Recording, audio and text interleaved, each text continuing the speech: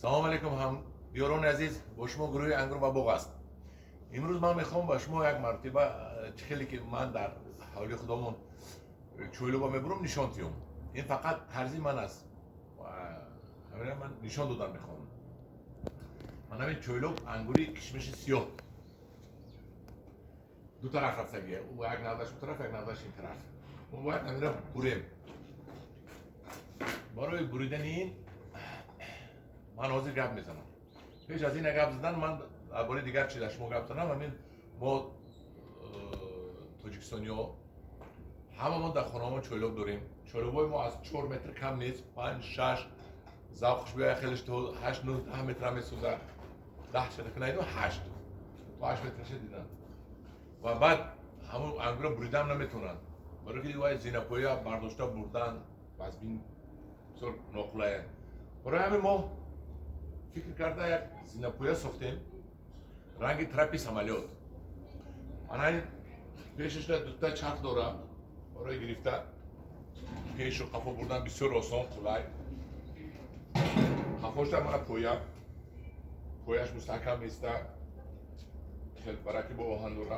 من این زینپویا 4 تا ستون بولوده площадка варид кардагим, гирди площадка маҳкам кардем ки як қапида шава у одам нагалта. Ҳозир ман мебурам, шумо бинед чӣ хеле ман мебурам. Баъд аз ин ман да буридани ангур мегузарам. Нақл мекунам аввал, баъд навора бас мекунем, баъд ба ҳазор ман мебурам. Баъд шумо бо тамошо кунед.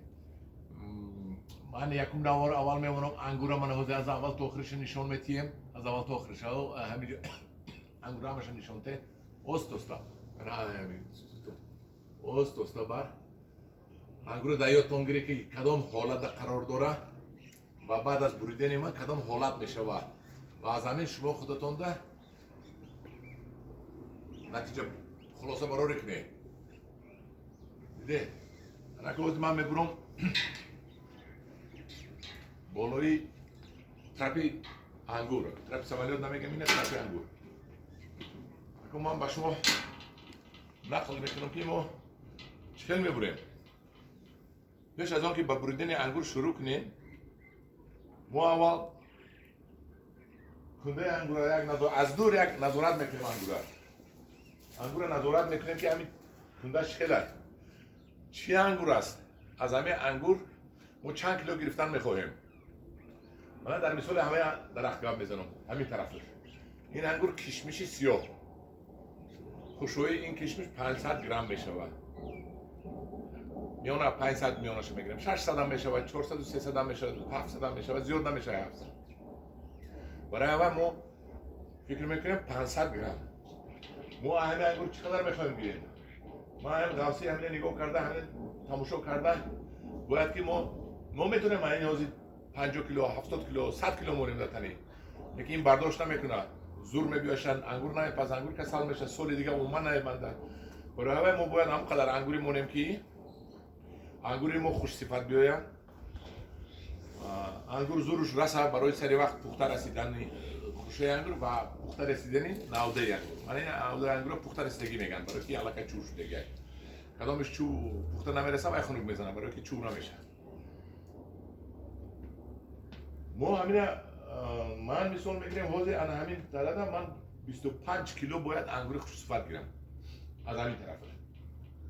این همین دوره همین 25 کیلو که گیرم من باید رشات 500 گرمه که گرفتم 50 خوشه باید مونه. 50 خوشهش 50 چشمک اگر گیریم 50 60 چشمک. لیکن ما برای زپاس، برای احتیاط 70 تا 80 چشمک میمونیم و بوکی باهور کی برکت پونتو کدانده هم 50 سرمون رگولروف کردن میمونیم و دیگرش کنده میپرتویم. انا برای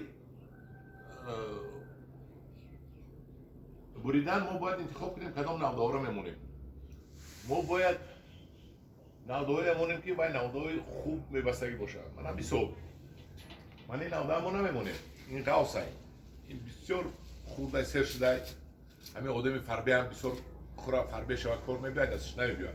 گوی فربه هم فربه شود شیر میتیه نمیته گو باید لغر باشه قبرگاش تخته ایسته کمتره کی وای شیرین است همه چیزی که وای فربه شد وای اون نتیجه نیست باید کوری باشه کوری اینجا در کدام نالده هویه کوری بیه من نالده کوری من هم کلی نالده مو انجره اوزی میبینیم کلی چند مونیم که یک 80 چشمک شوه من چشمک گفتم من نمیگم بگم من اینو که اینو آینده بهار برگ میبرویم امروز 21 ینور دو روز پس با خنوکیا گفتگیم می‌نویسی 12 لیکن من فکر نمیکنم که خنک زنه برای که من یادم دست بچگیم ده دریو یخ میکرد یخ ملاک میکردم یگان خنک نمیزد نگوره انا حاضر من نمورگیری خودی من باز میدونیم تو من بریدن تمام کردن بعد بریدن با من نمور گرفته به شما گپ میزنم